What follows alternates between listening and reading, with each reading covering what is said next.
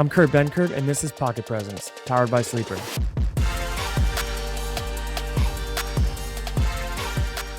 What's up, everybody? Welcome back to another episode. Sunday. Happy Sunday. We had a crazy Thanksgiving slate, our first Black Friday game, and now it's time to turn the page and get to the rest of the action. We have some really good games this week, some, again, playoff implications. We're getting to that point of the year. And what we're going to do today is I'm going to go through each game and just pick a winner, give a little brief what I think about it, how I see it playing out. And then we're going to get into DFS pick building with entries for Sunday, what sticks out to me, and why I look at, the reception lines, touchdown lines, and everything like that the way that I do. Let's dive right on in. Let's jump right into the first game. We have the Saints and the Falcons. Public says that the Saints are going to win, but I kind of think this might be a Desmond Ridder turn-up game. Took the handcuffs off. He's back on the field. I, for some reason, think that the Atlanta Falcons are going to pull this off. I don't think that Derek Carr is playing super good football. I think he's still got an injury he's dealing with, so we're going to ride with the Falcons. Now we got the Steelers-Bengals. I am giving Kenny Pickett one more chance. And the reason I'm giving him one more chance is because Jaylen Warren is emerging as an RB1, and I think that Jaylen Warren can just take them to the next level against a bad team. The Bengals are a bad team without Joe Burrow, and I want to say that Pickens is going to get involved in the passing game this week, but it's TBD. We'll find out. And I think the Steelers win a game again that will take them to being 7-4 somehow. Don't know, but they're doing something. Now a real game. One of the first real games that we've had in a minute in the AFC South. Jags, Texans. Who would have thought at the beginning of the year that you would be saying that the Jags, Texans is like marquee matchup? I sure as hell didn't. I didn't believe in the Texans, but I believe in them today. I think the Texans are a better team than the Jaguars. I think they play more consistent offense, and for that, I am picking them. Plus, I have CJ Stroud as my starting quarterback in fantasy.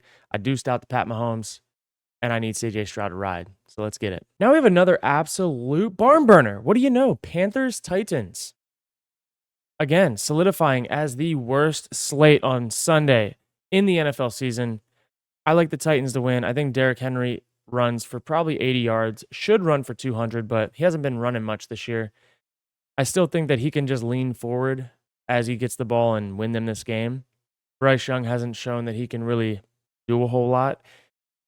And if I'm wrong on this pick, then I'm out on both teams because both are not worth touching, but tighten up, I guess. We got Bucks and Colts, another just kind of ugly matchup, but I think that the Colts have what it takes. I think their run game is going to just run up and down the field all over the Bucks, and I also think that Gardner Minshew is like not a bad quarterback. I think that he's willing to sling it. He's got Downs, he's got Pittman, he's got enough out there to throw it to. I think there'll be too much for the Bucks. It's very hit or miss this week with how these games are, but we have another barn burner. Patriots, Giants, must-see TV. Actually, almost might be must-see TV because it should be atrocious. But some way, somehow, the public thinks that the Patriots are going to win. But I'm going to fade them. I'm fading Billy Boy Belichick, and I'm going Giants and DeVito. I'm going to say Saquon Barkley's going to have a big game, and DeVito has nothing to lose. Bill Belichick has everything to lose, so I'm going Giants. What do you know? Moving west. Rams, Cardinals, another just absolute beauty of a game. Honestly, this Sunday slate's really bad. But we do have some good matchups in there mixed in. I guess that's what you get. You get the really good and you get the really bad. This is one of the really bad. But again, I'm going to go underdogs here. I think Kyler Murray is going to have a good game. I think that Stafford is going to have a tough time up front. And I think Kyler Murray has what it takes to take over these types of games against bad teams. So yes, Cardinals win. And man, I mean, if you just look at this slate, could this be the potential worst Sunday slate of the year? Browns, Broncos. I can't pick the Broncos. I can't get myself to do it. I don't like how they play football. I think DTR finds a way to have a good game for the Browns. I think that their run game is going to be a problem.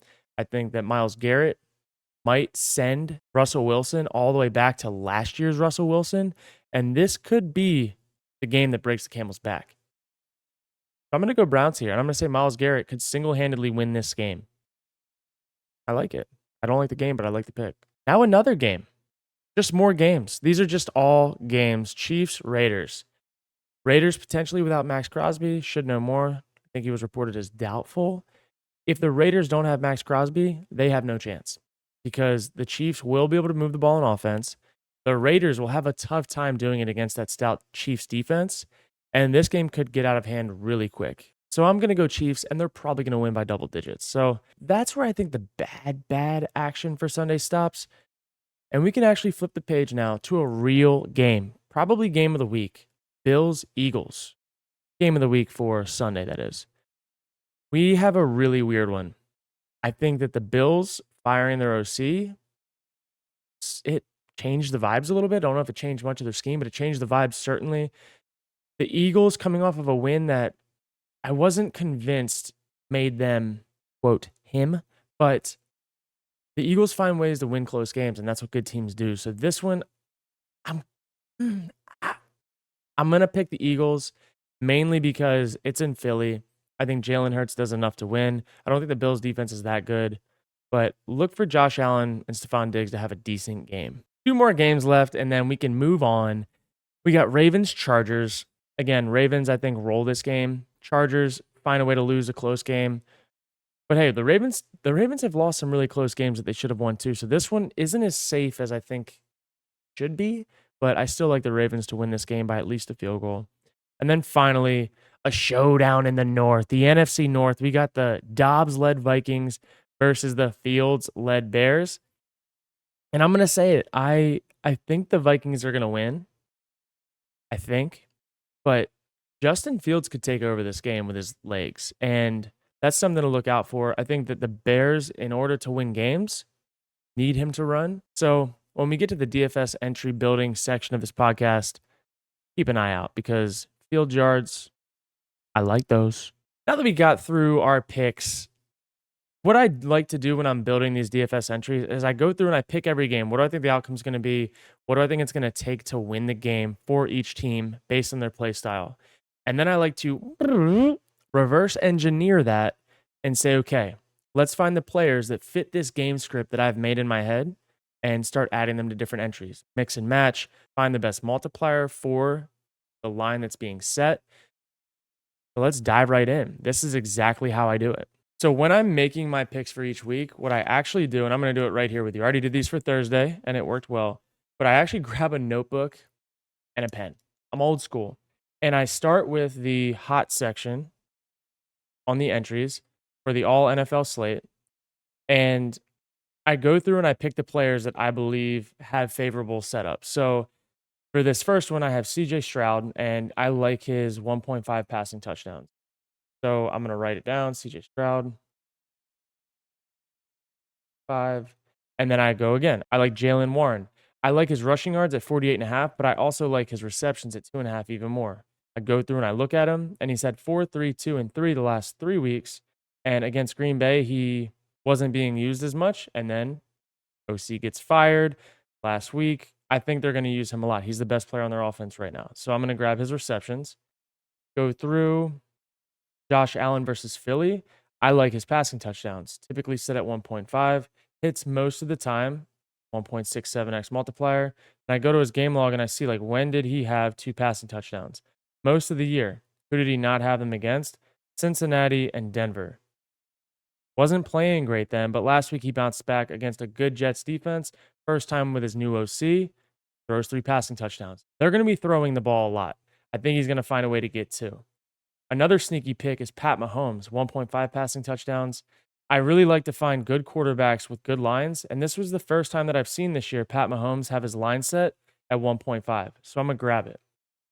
Going down, scrolling. Travis Kelce, 6.5 receptions. I think it's going to hit. He's playing at a divisional opponent. They like to use him versus divisional opponents. He gets his burn.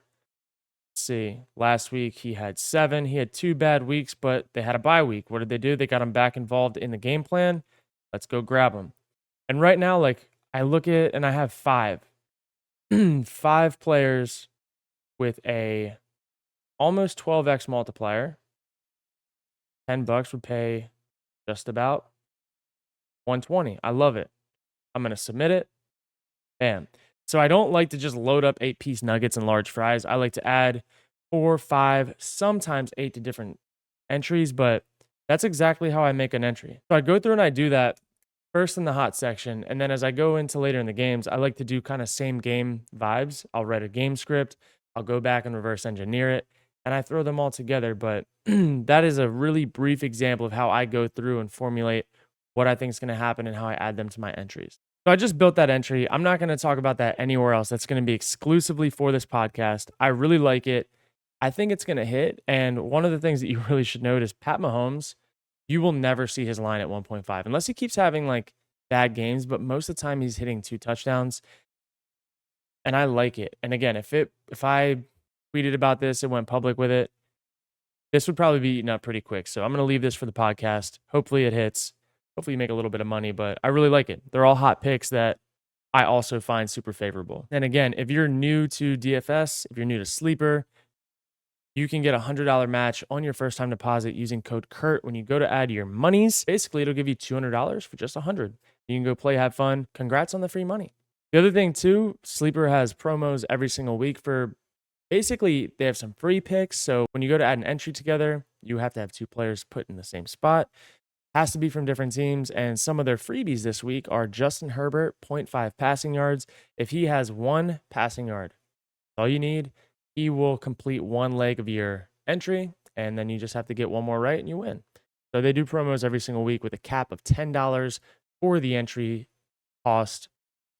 Go get yours. Also, if you look back to Thanksgiving, they had Jared Goff, Jahmyr Gibbs, and Tua promos all for Thanksgiving that all of them hit, and I think they were anywhere from like 20 to 25% discounted. So they weren't even like the freebie, get 1 yard and you hit. So the promos have been hot.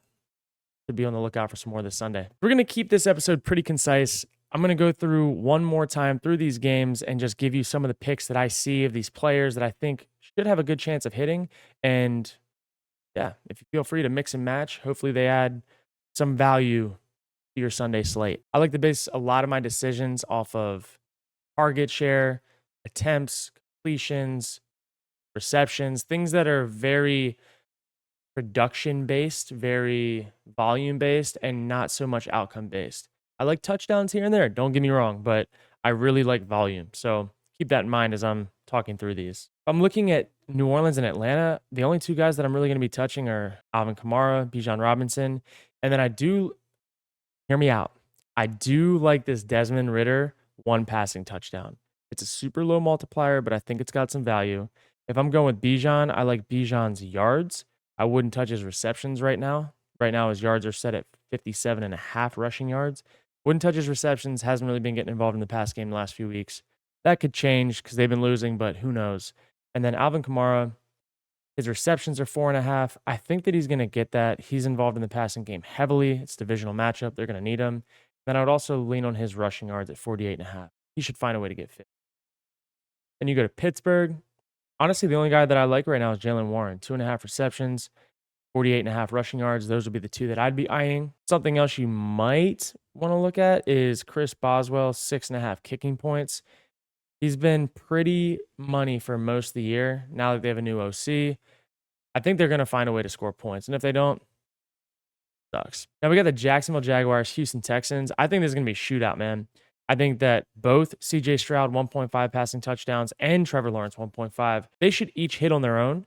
And then something else I'd be looking at is Tank Dell, 61 receiving yards right now. I like that. And then sprinkle me in an Evan Ingram 4.5 receptions. Most of the year, Evan Ingram has hit that 5, 6, 7, 7, 4, and then 7, 5, 10, 4, 4. Last 2 weeks hasn't been so hot, but it's a divisional matchup. Game where they're going to have to be throwing the ball. They're not playing a bad team. I think it's going to do well this. And then again, we move over. Tampa Bay, Indianapolis. I like Josh Downs receptions. 3.5 receptions. I think he's going to have a bounce back week.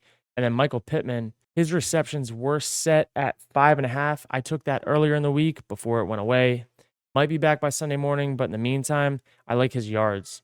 I think he gets over 71 receiving yards. Moving on to another game, New England Giants. I like Stevenson receptions. He's always involved in the passing game. He's got a low multiplier, meaning it should hit. Likely, it's probable. That's probably the only thing that I'd be touching out of this game is 2.5 receptions. Get it while it's hot. I won't be tweeting about it, so you'll hear it here first. Then we got Carolina, Tennessee. This is going to fall into my do not touch category. Bad game, bad teams. I'm going to stay far away. If you're feeling antsy, if you're feeling like you need a little action, Derrick Henry rushing yards over 68.5. Should hit that against a bad team. Rams, Cardinals, I'm going to stay away. The only thing that I would be willing to touch is Puka, 4.5 receptions. I like that right now. It's probably going to be gone by the time kickoff starts. So I would grab it, low multiplier. But again, bad teams, just try to get volume plays here. Go where they're going to go with the ball. Now we have Browns, Denver. Broncos, same thing. I don't like it. I wouldn't touch it. I'd stay far away. And that's kind of for me, like, some people believe in doing unders on yards and stuff if they think it's a bad game. Or me, I would rather stay away from bad games and stay away from unders unless I absolutely love it than add it just to add it, because it takes one big play to ruin an under. And bad teams could have big plays. Who knows? Never know. If you're going to touch unders on bad teams, I would touch like third and fourth receivers under on touchdowns. That's probably the safest way to mix and match and add a little bit more value to your entry. Just a few more games here. Going to roll through. Like I said earlier, Pat Mahomes, 1.5 touchdowns. I think Travis Kelce, 6.5 receptions looks good. Probably won't be there by the time kickoff starts, but who knows? His are typically gone. And then another sneaky one, I actually like Justin Watson, over 1.5 receptions. He has had 2, 2, and 5 in the last 3 games. He had a huge game in the rain against the Eagles last week with 5 receptions. Mahomes is comfortable with him. He's going to find his way around the ball. Mahomes is giving him like 50-50 chances and like holding on for him to get into the next open window. That says a lot, and I think he's going to get his. 2 receptions is not a lot to ask for. As far as the Raiders are concerned, I'd stay far away in the meantime. We got Eagles and Bills. Josh Allen, 1.5 passing touchdowns like we talked about before. I do like DeAndre Swift, 2.5 receptions, but I'd use caution. He got them in like really long third down situations, but he did a lot with the ball. He should find his way in open space more in that scheme. And then again, in the meantime, I'm going to stay far away from Diggs' receptions. He's not getting the targets he's supposed to. I'd imagine in a big game he should get them, but you can't trust this Bills offense right now with target share. So in the meantime, don't touch it. It's not worth it. Looking at these last 2 games, the Ravens, Chargers, the Bears, and the Vikings. The only thing that I really like here is the Keenan Allen receptions, 7.5. He has been getting double-digit targets every single week. It's honestly insane. This is his target share over the last 6 weeks. 11-9, 10-9, 14 and 16. With 10, 11, 8, and 8 in the last 4 weeks of receptions. I like the 7.5 line. If they're going to beat the Ravens, if they even want a chance in that game, they got to feed Keenan Allen. I'm going to roll with it. Also, Gus Edwards, Gus Bus, rushing touchdown. Get it while you can. I like it. He's rolling. He's had a rushing touchdown in each of the last 5 games. Chargers defense sucks. Staley's on his way out. I'd imagine he gets in the box one more time. And last but not least, Chicago, Minnesota. Just do yourself a favor.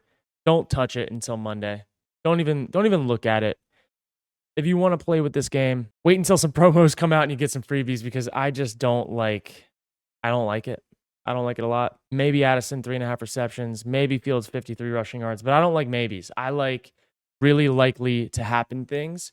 And I don't know what's really likely to happen in that game. And I don't think anybody. But that's it. That wraps it up. Hopefully these picks make you some money, bring you some joy in your life, make the Sunday slate even more fun to watch. I know I'll be locked in. Hope you guys are too. I appreciate you tuning in for another episode. Again, if you're enjoying the content, please leave a 5-star review wherever you get your podcast. Show some love down. Leave some comments on Twitter. Let me know what you guys think. What do you want to hear? Improvements, suggestions, everything. All of it is appreciated. This thing is growing, living, evolving, and I'm excited to keep making it better and better for you guys. Until next time, I'm your host, Kurt Benkert. See ya.